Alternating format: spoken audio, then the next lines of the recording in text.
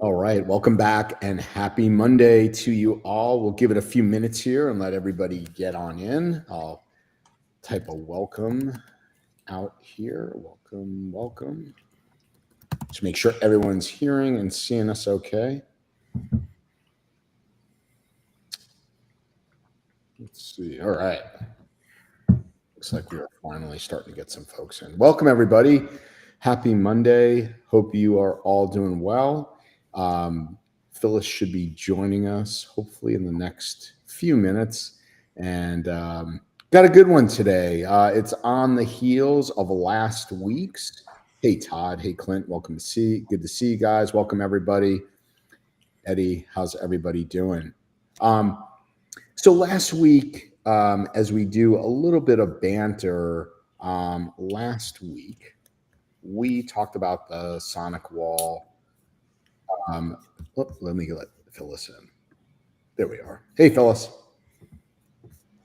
Welcome. Thanks for having me. All right. Now we can actually start. Everything else, just throw out the window. Now that Phyllis is here, let's roll. All right. Welcome, everybody, and happy Monday. Back at the Cyber Call. And this comes off the heels of last week's Sonic Wall conversation where Spencer had joined us.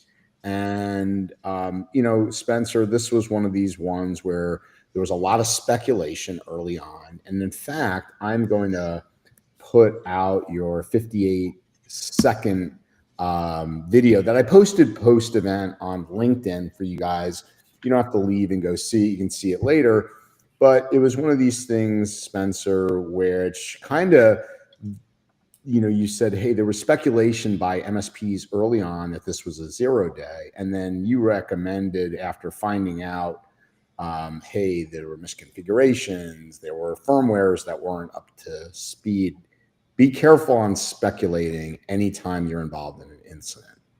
Some of the other things you mentioned during our conversation were MSAs or lack or no MSAs that you found out in some of the incidents you were working with, which led me to, even though we've had Eric on many times, we've talked MSAs and scopes of work many, many times.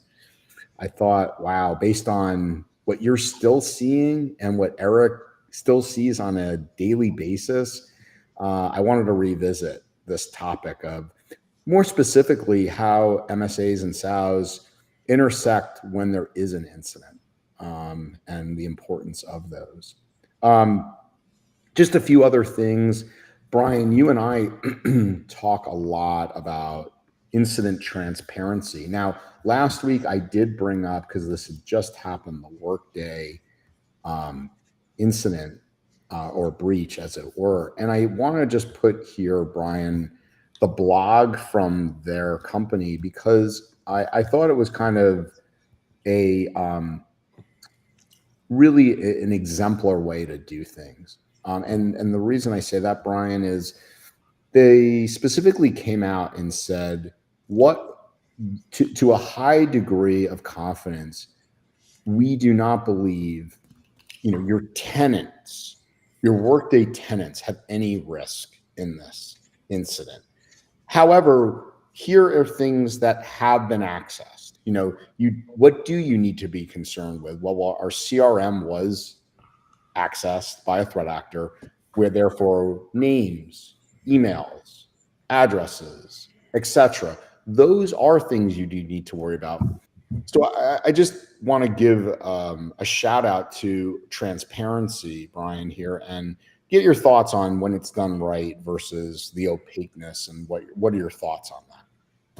Yeah, Andrew, and I agree with your evaluation of how Workday's handled it so far. I think what struck me about the Workday breach is just how damn familiar this story really is, right? It wasn't some crazy 0-day or nation state exploit or what we always hear, right? Sophisticated cyber attack. It was social engineering, right? It's the same stuff we fight against every single day. And yet a giant like Workday still got hit. So that should tell us all something. But here's the part, Andrew, I think I really want to highlight in their response. is if you read their blog, it's refreshingly transparent, I'll say. And I know we have a couple of lawyers, but I'll just say no legalese, no smoke and mirrors, just clear, direct communication about what happened and what they're doing about it. And I think that's where there's probably a huge lesson for MSPs that are watching and listening, right?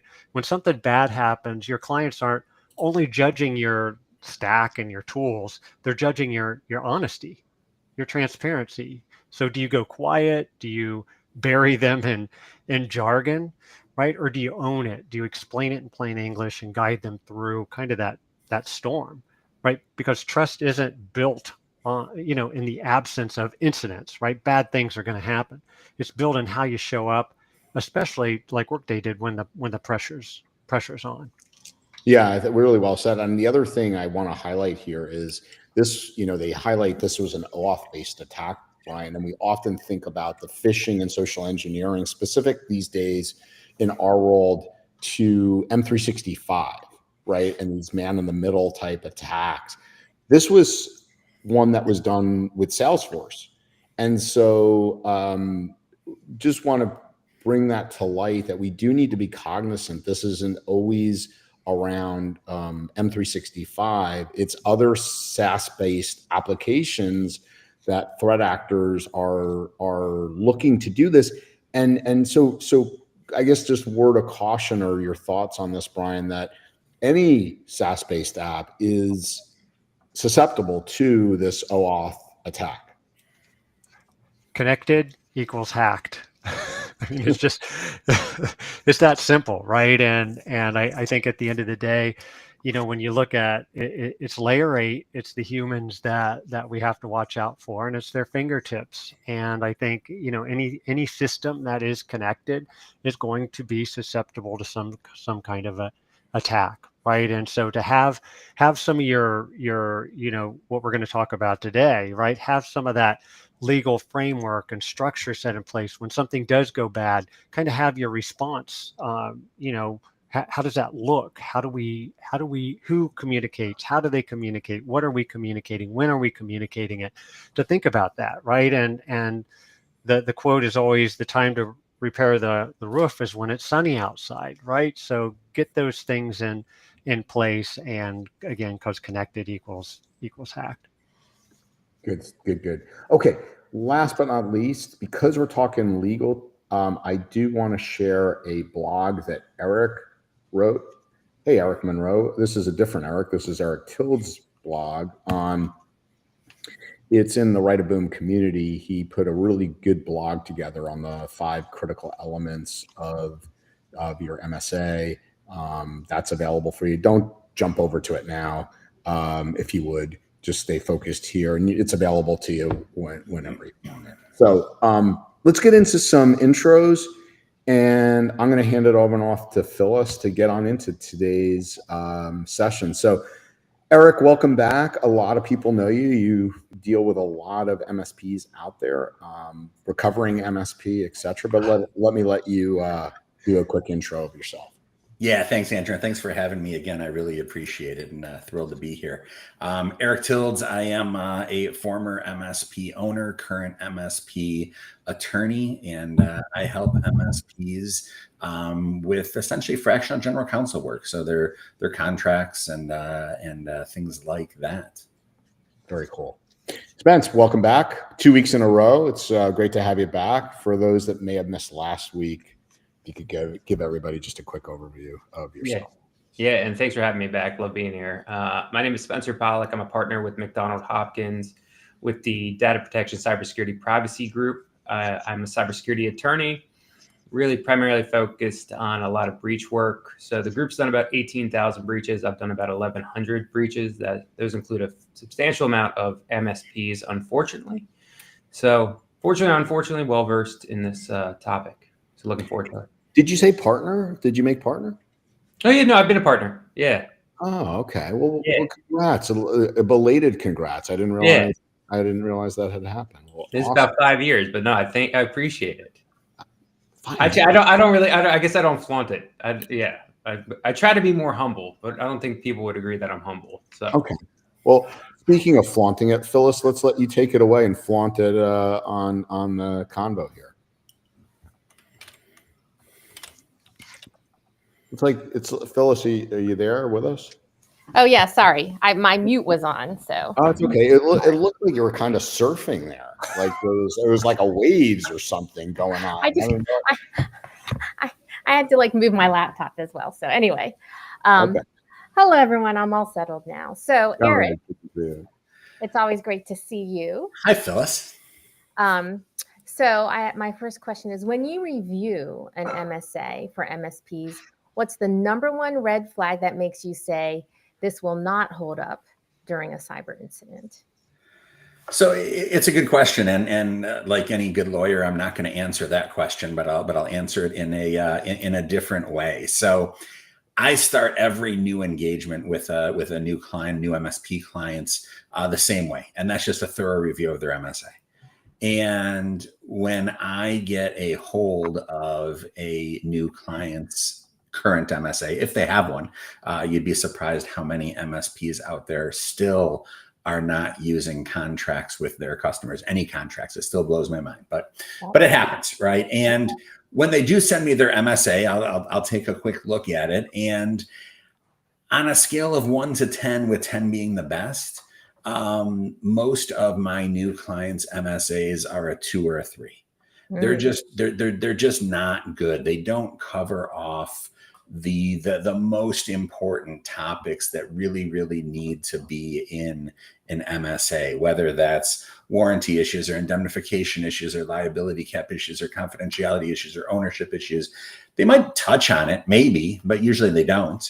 Or they have some terms that are just not enforceable. And we'll talk later about limitation of liability and how to draft enforceable limitation of liability provisions. But the first step is having an MSA, right? Forget about what it says. You got to have an MSA. Once you have an MSA, then we just tailor it down to the things that will hopefully protect or help protect an MSP in the event that their customer suffers a security incident. And it's always the combination and sort of putting the pieces together between the MSA and the statement of work itself, right? The MSA in and of itself isn't going to protect you. The statement of work in and of itself isn't going to protect you, but together the two documents should provide appropriate protection. Interesting. So you said tailor down the document. So that leads into my next question is like, what's the danger of a cookie cutter MSA that's not specific to an MSP's business? And I have an additional follow-on. Is it like, could you also cover, is it, unique to every MSP? So region and who you have your customer base is and all of that?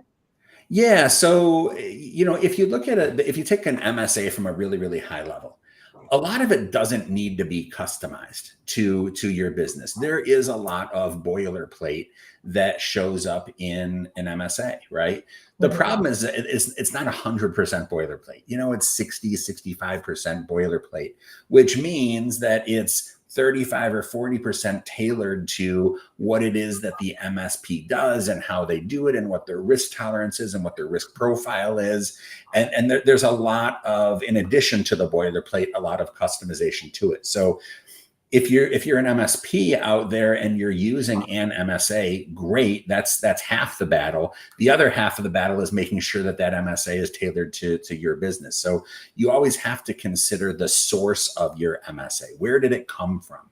Did it come from someone in your peer group? Did it come from one of the online sources, whether it's Tech Tribe or an insurance company? Did you just Google it, right? And kind of put it together on your own?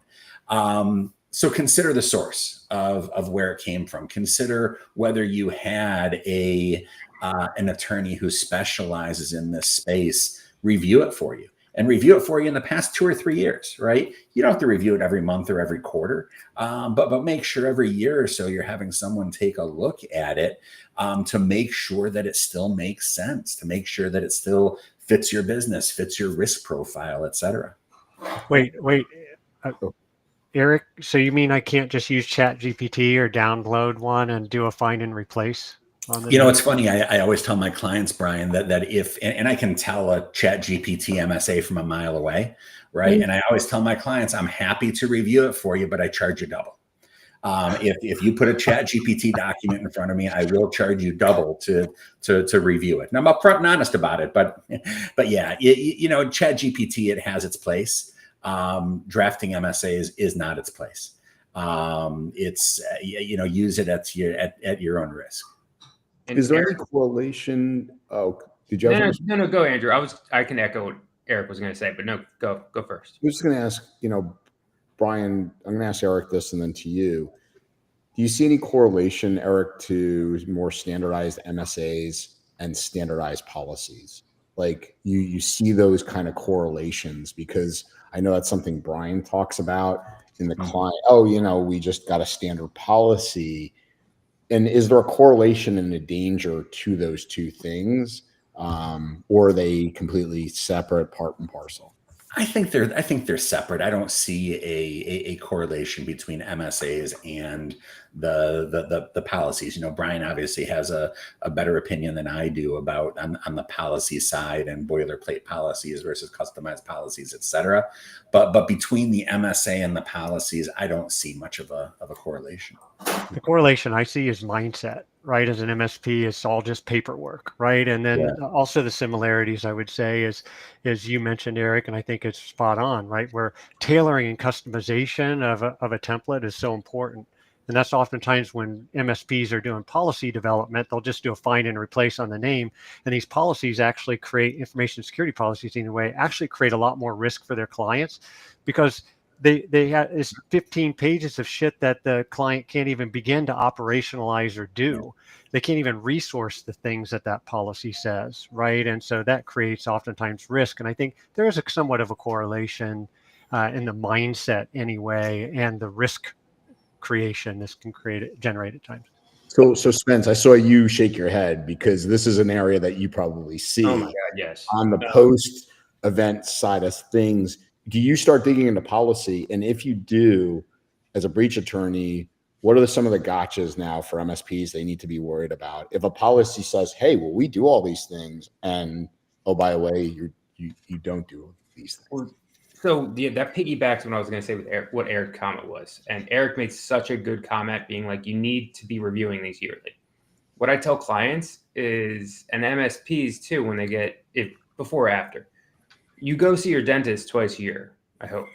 Or maybe once a year. I'm not going to judge if you don't. It's fine. What's a dentist?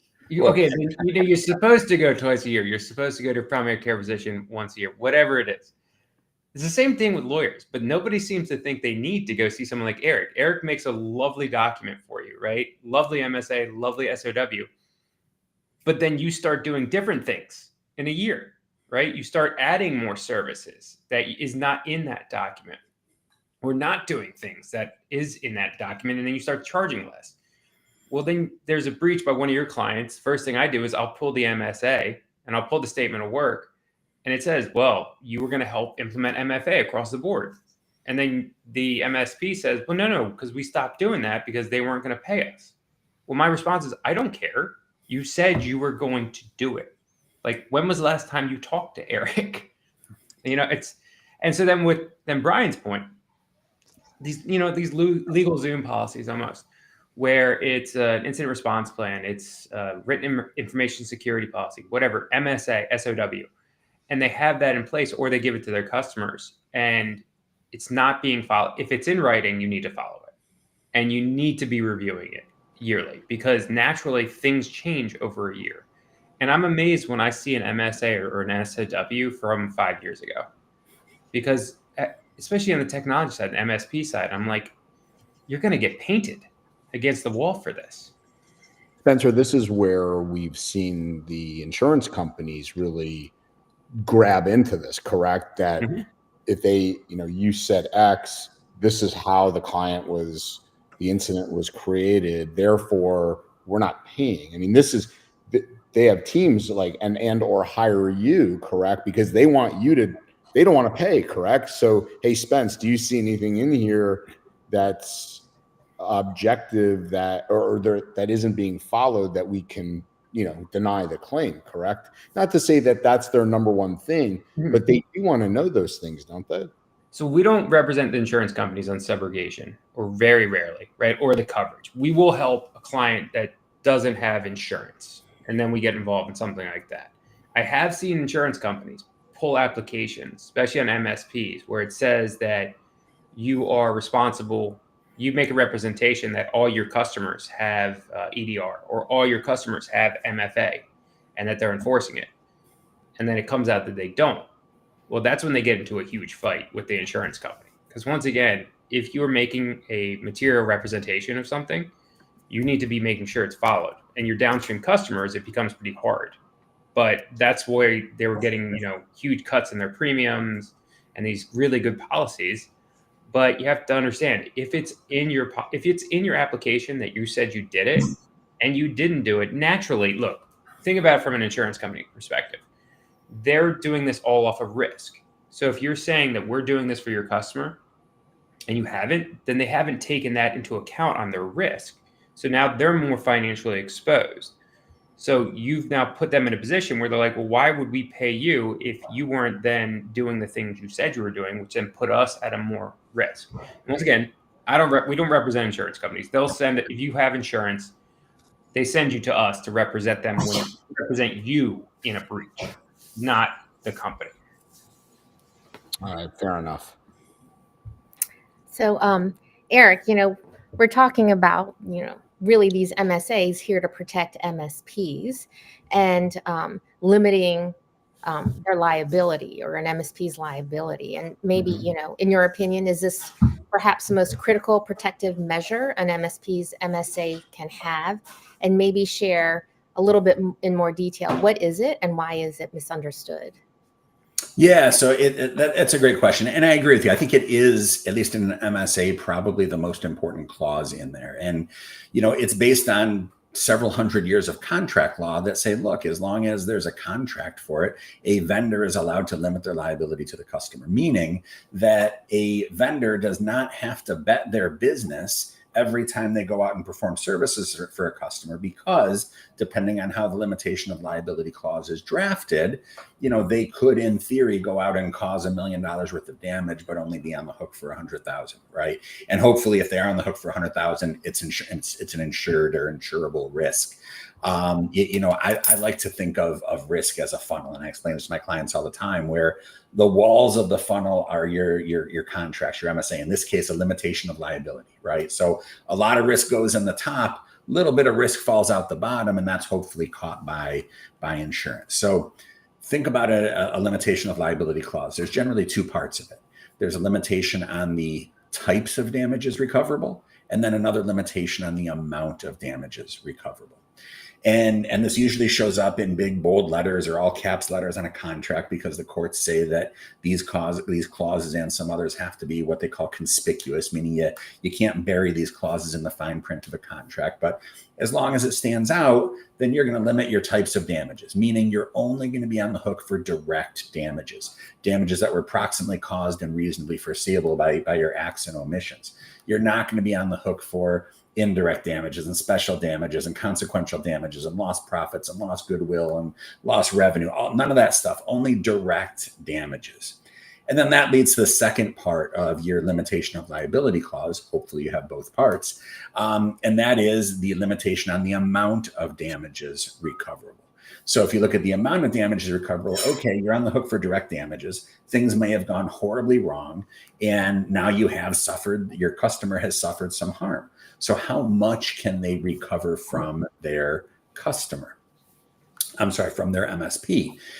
And that's the amount of damages recoverable. And in the IT services world, usually that's a calculation based on a backward-looking period of the customer's spend for the statement of work that gives rise to the liability. And that's important, right? It's not backwards looking for everything that the customer spent with the MSP in the past 6 months, 9 months, 12 months. It's only for the service that, at least it should be, only for the service that gives rise to the liability.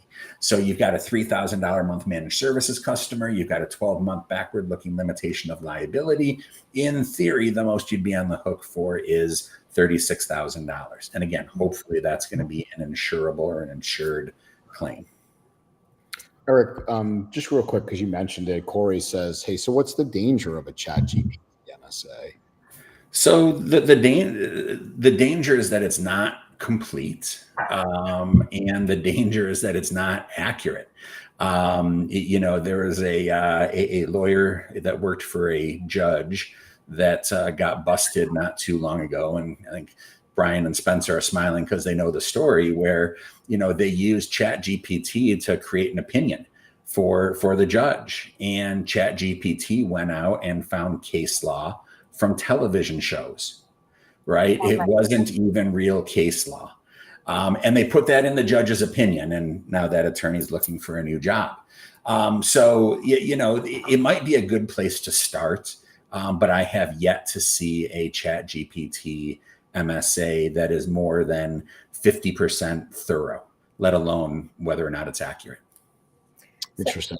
Eric, I have a question, kind of what Spencer was mentioning before. So you said you look back 12 months at the $3,000 that they paid for a service, but in Spencer's example, it was like, oh, that client stopped paying. So let's say that client paid $1,500 for whatever's left over, and your MSA doesn't necessarily match that. Then what happens, for example, in that scenario? So it depends. It depends how it's drafted. It depends on whether language says how much they've paid in the last 12 months or how much has been paid or payable in the last 12 months. If it says it's paid and the customer's way behind and they haven't paid a lot of money, then frankly, that's good for the MSP, because now your liability cap would be in theory that much lower. But, we spend a lot of time negotiating these liability caps, not too much time on the types of damages, but definitely the amount of damages, right? And we hear a lot from our clients saying, well, you're insured, so I want your liability cap to be your insurance limits, your insurance proceeds or something like that. Really, really bad idea. You generally don't want that. You usually want to limit it to some period of time and for the services that gives rise to the liability. Eric, speaking of this, Jason Duncan, who was on a few weeks ago, the CFO at InfoSystems, brought up that sometimes, we as MSPs will get a, really big deal in front of us, maybe this big co-managed deal. And, because of his, years of reviewing contracts, he was, dead in set and figuring out, what they were asking for, and they couldn't cover what. Can you kind of review maybe what we should be looking for in some of these contracts with these, we get googly eyed with these big contracts, but the customer might be looking for something where we just can't cover it. Yeah. And it's a really, really good point. Right. And I always ask my clients, tell me about your largest customer, right? Tell me how big they are, what you do for them, et cetera. So I can make sure when I'm drafting their MSA that even if their largest customer goes down and even if it's our fault, we can still cover it, right? We can still cover the damages, but it goes to a bigger risk conversation, right? And the risk is you have to look at how you price your deals, right? Because you should be pricing your deals based on the risk that you're taking. So if you come across this whale of a client, you're going to be billing them $30,000 a month. And okay, at 12 months of limitation liability, I could be on the hook for $360,000. I want to make sure I'm appropriately insured, right? But then the negotiation starts on the contract and they say, well, we want, 3 times what we've spent with you in the last 12 months. And now all of a sudden you're talking about $1 million or multi-million-dollar liability caps when you price the deal, assuming you were going to reach a reasonable liability cap. And that's the retort to the customer to say, hey, look, Mr. Customer, I can consider a higher liability cap, but I then also have to consider repricing the deal. And usually the conversation ends there, right? Because the business people get involved. They say, we're not going to pay anything more. And then we can reach a reasonable limitation of liability. Gosh, go figure. Look at contracts, Brian. Have you said that before? Bazillion times, right? Yeah. Client contracts. Yeah, no doubt. But as we're talking, it reminded me of something. When you're negotiating these contracts, sometimes, especially if it's a big opportunity with a client, sometimes you'll get in there and we play lawyer as MSPs sometimes, don't we? It's like, I want to get this deal their team pushed back on me, I'm going to tweak the language in my termination of convenience or something like that.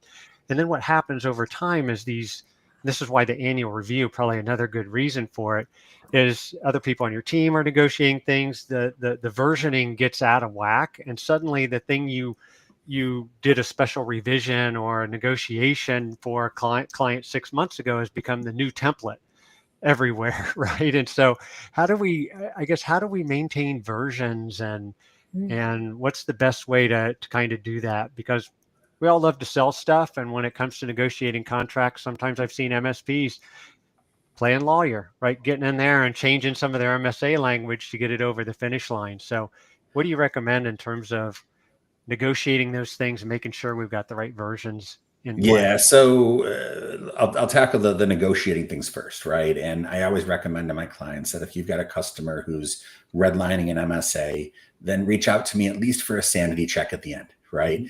I spend a lot of my day having these negotiations with customers, and it's frankly a pretty simple process if you can get a smart person on the other end of the phone.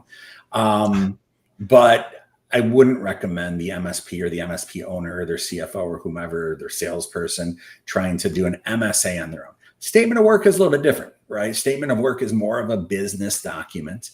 And if an MSP wants to negotiate some of the terms of that business document, fine, go ahead and do it. Now, there are some terms in a statement of work that you shouldn't be negotiating on your own, and I'm happy to do that for my clients. But for the most part, MSAs, talk to your lawyer. Statements of work, for the most part, you could probably handle mostly on your own, but not wholly on your own. And version control can get tricky, especially when so many MSPs are putting their MSAs online, right?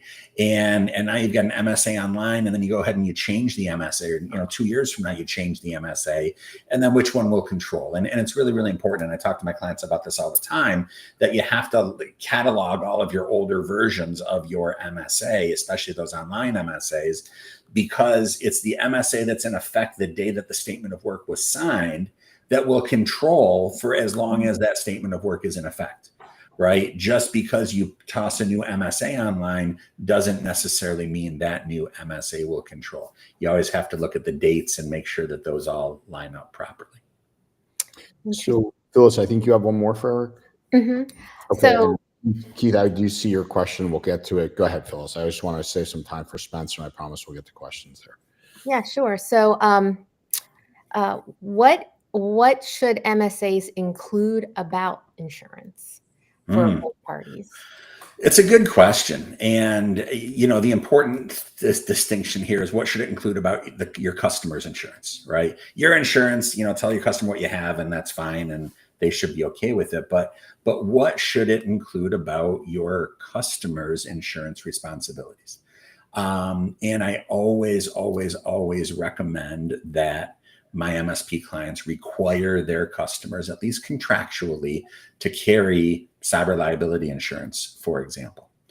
Why is that important, right? It's not like the MSP can step into the customer's shoes and make a claim on the customer's insurance policy. Can't do that, right? But if your customers as an MSP are carrying cyber liability insurance, then to a certain extent they are taking their cybersecurity posture seriously, right? And if they're not, they're gonna have to come to you, right? If they don't have insurance, they're gonna have to come to you and say, hey, I see it says in your MSA, I've got to have cyber, and I don't have cyber, right? So what does it do? It drives the conversation, and it says, look, the conversation is going to go in one of two different ways. Either A, the customer doesn't have cyber because they can't get cyber, and that's why they're coming to you as the MSP to get up to some minimum level of insurability. And once they are up to that minimum level of insurability, they can go out and get cyber. That's great. Those customers give me absolutely no heartburn, because then we can write into the MSA that the customer is going to get insurance in the next 3 months, 4 months, 6 months, or whatever, right? We can sort it out that way. The other path that conversation goes down when the customer doesn't have insurance, though, is I don't have cyber. I don't want cyber. I don't need cyber. And the kicker, my favorite, is, why do I need cyber if I have you, right? Those customers scare the hell out of me. And I, as an MSP, I would definitely think twice about whether to onboard a customer who thinks that you, as their MSP, are their insurance, their cyber insurance policy. That's a really, really, really bad idea. So by requiring that insurance or by requiring via language in the contract insurance coverage for your customers, it drives that conversation, and then you get to figure out as the MSP how serious the customer is about cybersecurity. Good points. Thanks. Over to you, Brian.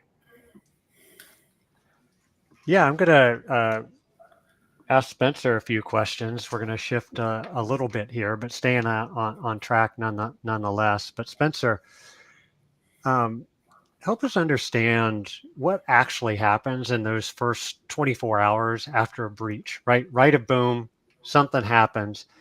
From your legal perspective, what happens in that first 24 hours, and where do contracts, where do the words on a page come into play? Yeah, no, it's a good question. So what I tell any MSP out there is you're either going to be the hero or you're going to be the GOAT in this situation. Always. Like always. Because almost bar none, every time I get on with an MSP and a client and one of my clients, when an incident happens, the MSP drops and the client goes, was the MSP at fault? Right? Did the MSP do what they were supposed to do? And my response was, I have no idea what's in your contract. If they don't have insurance, then I will pull the contract to find out exactly what they were supposed to be doing and what they were not supposed to be doing. I don't go after, like, some lawyers are a little different than me. I need an MSP, right, to be cooperative. And so if I start going after them to start with the contractual clauses, naturally they're going to get their guard up, and it makes no sense. So I tell clients to wait. But you have to understand, your contract is either getting pulled by me or by the insurance company. The insurance company, because that goes to the coverage, insurance company steps in under subrogation. So let's just say you're at fault for one of your client's breaches, and the insurance company pays out $1 million on behalf of your client. That insurance company then can subrogate. They can come after you on behalf of the client. Imagine, because they paid. So the insurance company wants your contract, and then they want to find out what you were supposed to be doing and not supposed to be doing. And that comes up later. So what I tell anybody out there is, if you have a contract that says you're supposed to be doing something and you're not doing it, this is not 5 years ago, it'd be different. Nobody was subrogating. Nobody was going after MSPs or other parties. I don't know why. I was shocked by insurance companies that they weren't trying to claw back money. But now everybody's kind of doing it. Everybody's looking at these contracts to see what you were supposed to be doing and not supposed to be doing. So that's a huge part. The other aspect, though, when it comes to contracts, is relationships. And God help you if you don't have a contract with your client. Please have a contract with your client. Eric and I, a lot of times, I don't want to say it's side by side, because he'll be representing the MSP. I'll be representing the downstream client. But we have very cordial conversations. And it's always good to have kind of two people who are reasonable. I know Eric's not reasonable. I'm reasonable on both sides, right? But it's conversations that Eric and I have. And I usually know if Eric is involved, the contract's going to be really good. And usually the MSP is not going to be at fault. It's the ones that have no contract. You have no limitation of liability at that point. Like, you are literally sitting out there. And these, as you all know, these attacks, these cyber attacks, are millions of dollars that can put you under. There's just no doubt in my mind, especially if you're at fault for multiple clients. So that all starts to add up very quickly. So the contract's one of the first things we kind of look at to figure out who was supposed to be doing what and why. For me, though, I put it on the back burner, because that's not the most important thing to me to start. The most important thing is the house is on fire and we've got to control the fire. Understood. Yeah, and the rights of subrogation, I was involved in a nasty thing about 10 years ago, maybe longer. And a lot of MSPs don't really understand that component, the mechanics of that. They think, oh my God, my client's going to come after me. Well, the client oftentimes is satisfied or made whole, by their insurance company. And it's that their insurance company, through rights of subrogation, that's going to come after you and your insurance company, right? And I think a lot of MSPs don't understand that that's how it plays out. You made that point too. And I thought it was a really good comment, saying it's the insurance and the parties involved when an incident occurs that we need to consider, because it's not your customer. As long as it's not coming out of your customer's pocket, like a deductible is $2,500. They probably don't care about that. The insurance company cares about the over $2,500 to whatever. If you don't have a limitation of liability clause in there, they will try to enforce that. I mean, even if you do, they're going to try to enforce it up to whatever that number is. But if you don't have that clause, you are very exposed at that point. And also just keep in mind, because I find that a lot of MSPs don't understand this distinction between cyber liability and professional liability insurance, right? If your customer has an incident, a security incident, hopefully it's going to be covered by their cyber liability policy. If you as the MSP have done something wrong and or somehow liable, it's not your cyber liability policy that would be beneficial. It's your professional liability policy that would come into play. So make sure that you have both. Yeah, great point and distinction there. Spencer, last week you shared that some MSPs speculated that the SonicWall SSL VPN incidents you were working on were 0-day, but facts as they began to come out that they were more like misconfigurations, unpatched systems, and lack of MFA, kind of a combo issue there. Why is speculating a dangerous approach for MSPs? Mm-hmm. Once again, hero or goat, right? And so when I'm advising a client, including if an MSP has a breach, is because we do a lot of the crisis communications, is we're going to be transparent, we're going to be upfront, but do not speculate. I mean, from the legal side, speculation is the worst thing in the world. To have to backslide on something, especially when and then you make a representation, that's a huge problem. So some of the MSPs I was dealing with during these were told their clients, this was a 0-day. This was definitely a 0-day. Basically, we're not at fault for this. We didn't do anything wrong. But then we found out about a week later that there was misconfigurations. And then we also found out under their contracts that they were supposed to be handling those configurations. And they were supposed to be doing the patching. And so you can imagine how the client felt. And the client having these conversations with me being like, basically saying they lied to us. They said it was this. And I don't think it was an intentional misrepresentation. And that's what I told the client. Because I'm pretty transparent with my client, even if it's an MSP's on the other side and I have a client, whichever it is, I'm always transparent. And what I said was the information being given at that time was that it could be. But if I'm an MSP, I wouldn't comment on anything on the forensic side or the cause until you know for certain. Because one, it's your reputation with your client and your customer. And if you start making these statements where it's, well, it was 0-day, it wasn't anything else.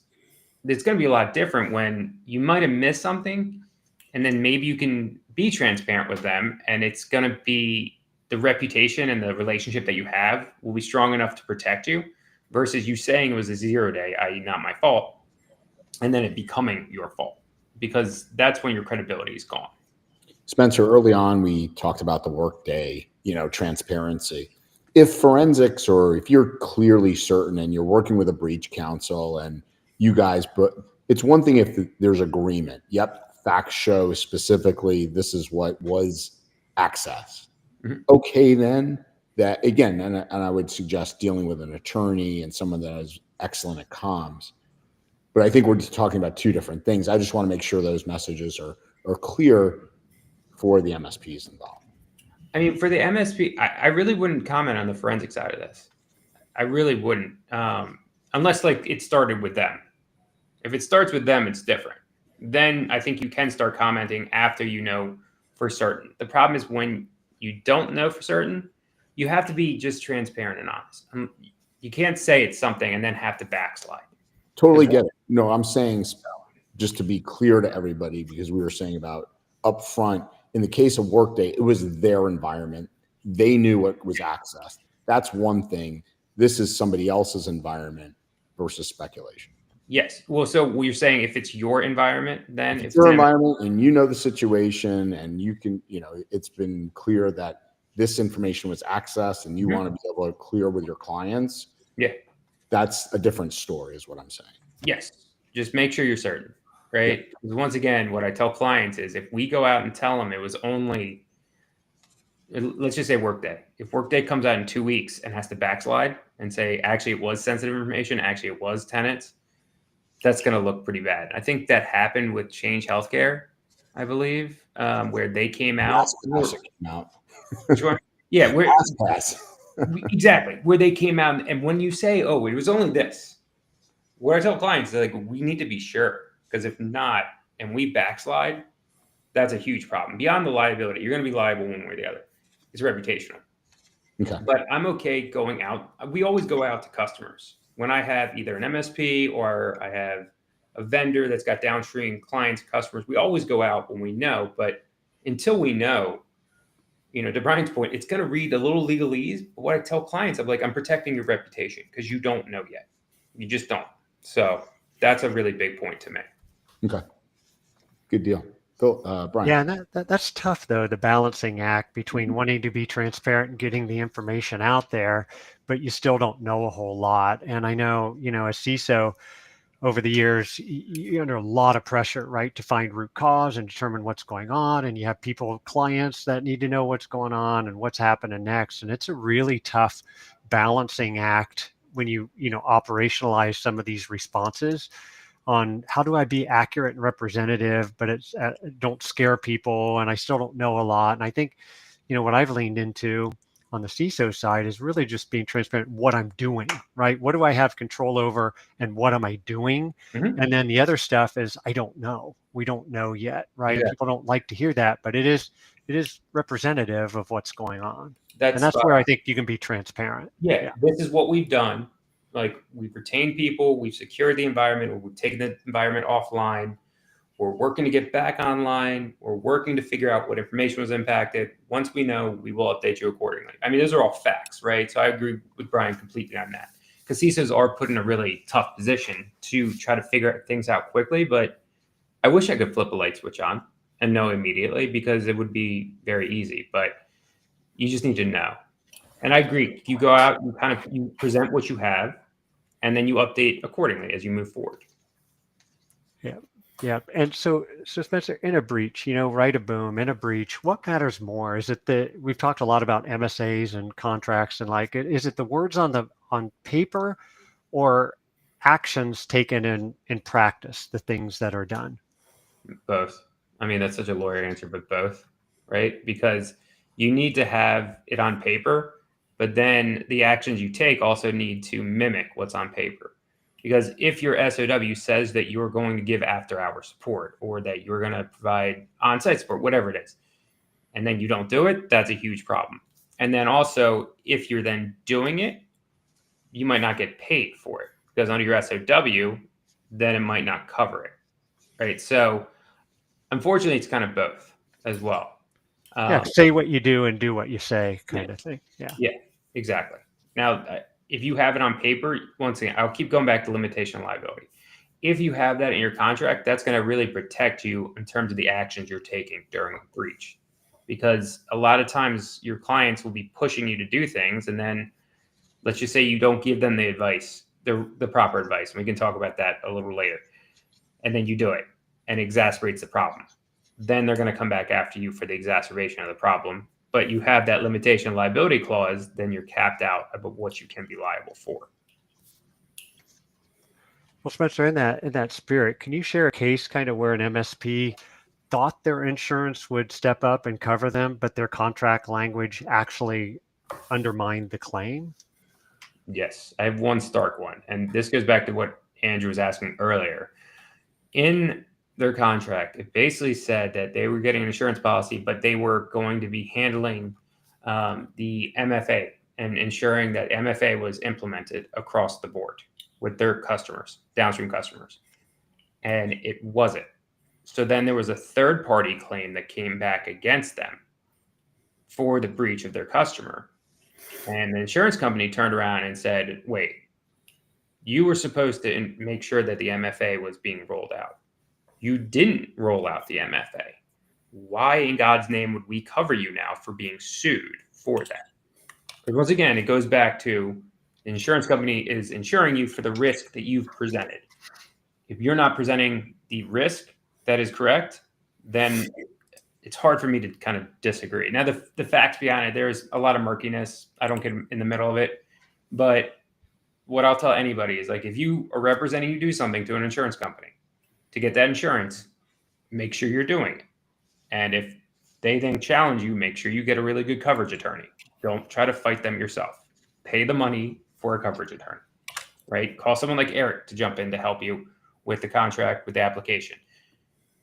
But that was one of the more stark ones that I saw happen. Spence, a few quick questions. I don't know if you or Eric can answer this, but I don't know, ask Todd's and then Keith's. But Todd says, you know, we see these warranties. Have you dealt with those at all during an incident? So during an incident, I've seen them click in, but Spencer yet, you know, so versus you need to make insurance. sure. So yes, I've seen a lot of these warranties start coming up more for the coverage aspect, but I've also seen MSPs not follow kind of the four corners of what you need to be following with the warranty. So then the warranty doesn't kick in. So then it goes to the insurance side. I think the warranties are really good out there, but you got, well, I'm not going to comment on who's good and who's bad. I try not to weigh in on that. I think from what I've seen, unfortunately, the ones I've seen, it hasn't stepped in because it was some blatant, they just weren't following what they represented for the warranty. And the warranties are a little bit more like cut and dry. And Eric can probably talk about that more in depth. But so when I saw it, I was like, okay, I get why it's now in the insurance category, why it got moved to the cyber side. Any comments you can make about these, Eric, that we're starting to see more of? Yeah, I haven't seen them come into play during an incident itself. I have looked into them a lot. I think that they're maturing a little bit. The warranties that were out there a few years ago, you know, in my opinion, weren't great. The warranties that are out there now, particularly some of the changes that they're making, I think are getting better, right? I think it's a question of how do the warranties and insurance play together? Because I don't think that either one on its own covers the entire spectrum of risk, but together they might. It's interesting, right? Yeah, go. Are we talking about warranties? And I'm a little confused. Sorry. Warranties like the Arctic Wolfs of the world that offer $1 million if you use their SOC Platinum and you get free. Okay. Yeah, Arctic Wolf and Cork and those kind of. Okay. Yeah. It's interesting. Eric, in the years I've seen these, and they started out with some of the bigger EDR providers. You know, if there's ever an incident with our EDR in place, we'll pay you $1 million. I've never seen them get used. And again, I'm a small microcosm, but I've never had someone go, "Oh my God, it was amazing. We got the." Yeah, and I think that's kind of goes to Spencer's point, right? To say, look, it's not just use our EDR and here's a warranty. It's use our EDR while you're standing on one leg with your left hand in the air on the third Thursday of each month, and if that happens, then maybe we'll cover you. And silly example, but I think that there's a lot more to it. And again, it goes back to MSPs not reading the fine print, not having their contracts reviewed by an attorney, and not fully understanding what they're signing up for. It's important to know that. Okay. And I will say I've seen 2 or 3. I can't comment on like Cork or whatnot. I have seen Cysurance and I have seen them pay out on it. So because somebody says who's selling warranties, I was just going to give that 2 cents for him. So Eric, real quick, and then we'll hopefully get a last few questions in here. Keith's been patient. He says, we seem to be focused on the MSA as a protector of liability, but does it protect you from material representation or contracts that counter the MSA? I don't know. I'm not sure I understand that question. Okay. Keith, you could rephrase it, then we can maybe get it looked at. Okay. Back to Phyllis. Got it. Thanks. So on the topic of contracts helping an MSP, Eric, have you seen an SOW clause that saved an MSP from legal action, or also one that a lack of a language in an SOW really harmed an MSP? Yeah, so I've seen it go both ways, and I think that there's 3 really important themes to consider when you're thinking about a managed services statement of work, right? Number 1 is, when are you obligated to perform the services? Too often the MSP just says, here's all the services we're going to provide. It's going to be a 3-year term, sign here, right? Well, the day after the customer signs that, the MSP isn't delivering all of those services, right? They're starting the implementation process, and 3 weeks, 4 weeks, 8 weeks from now, then they're going to be implementing their entire solution. But that's not what their contract says, right? Their contract just says they're going to deliver all these services, right? So one important theme is, when are you on the hook to deliver all of your services? The next theme is, what are the services that you are obligated to provide? And more importantly, what are the services that you're not obligated to provide? And be specific, right? A bullet pointed list of, we're going to do RMM and manage your backups and provide security awareness training, EDR and all that stuff. It's just not enough, right? You really have to embellish each one of those to say exactly what you're going to be doing. I always pick on patching. Right? We're going to patch all your systems, right? Well, when are you going to patch it? And how are you going to patch it? And how often are you going to patch it? And, is it done on the third Thursday of every month for servers, and every Tuesday at 2 a.m. for workstations? And, if a patch comes out tomorrow, you better have a good reason why you aren't applying that patch 3 days from now, right? And if you do have a good reason contractually, then you're going to be okay, right? Mm-hmm. And the third theme is, your customer has to understand, and the only way to make them understand this is to put it in the contract, put something similar in the contract, that just because your customer suffers a security incident doesn't mean that you as the MSP have done anything wrong, right? It doesn't mean you haven't done anything wrong, but just because the customer suffers a security incident doesn't mean the MSP has failed, right? And your customers have to understand that. We all understand that on this call, right? Because of that, this is what we play in every day, but your customer doesn't understand. It goes back to the customer thinking, why do I need cyber insurance? I have you, right? Your customers need to understand that there's nothing that you can do that is going to be 100% effective from a security standpoint. So those are the three themes that really need to show up somewhere in a statement of work. That first one's really important to Eric, especially MSPs that have backlogs, right? Yeah, no doubt. No doubt. So I have a quick follow-up. You said, list in detail what you are going to provide. And then you also said and what you're not going to provide. Yeah. And can you go into a little more detail about that? Because I just assumed I'm going to tell you what I'm going to give you. Yeah. If I say this is what you're getting, anything outside of that, well, you're not going to get it. But that's what a reasonable person would believe. And unfortunately, sometimes our customers cannot be reasonable. So I use sort of a belt and suspenders and another set of suspenders approach when doing that, where I say, all right, Mr. Customer, here's what you're getting, right? Mm-hmm. That's it, right? The suspenders is, all right, Mr. Customer, if it's not on that list over there, you aren't getting it, period, right? You're only getting what's on that list. And then the other set of suspenders is a list of exclusions, right? And the list of exclusions is things that a customer might commonly believe is in there somewhere. Maybe they can't articulate where it is, but they're not getting it, right? Things like incident response and data restoration and things like that. So it's super important to make sure the customer gets that. This reminds me of my estate attorney when we were doing our trust. And you want to take somebody out of your will. Yeah. You can't just not have them in it. You have to put them in it and say that they're not in it. Really? Yeah. So they don't think you forgot about them. Yeah, exactly. Yeah. Oh, interesting.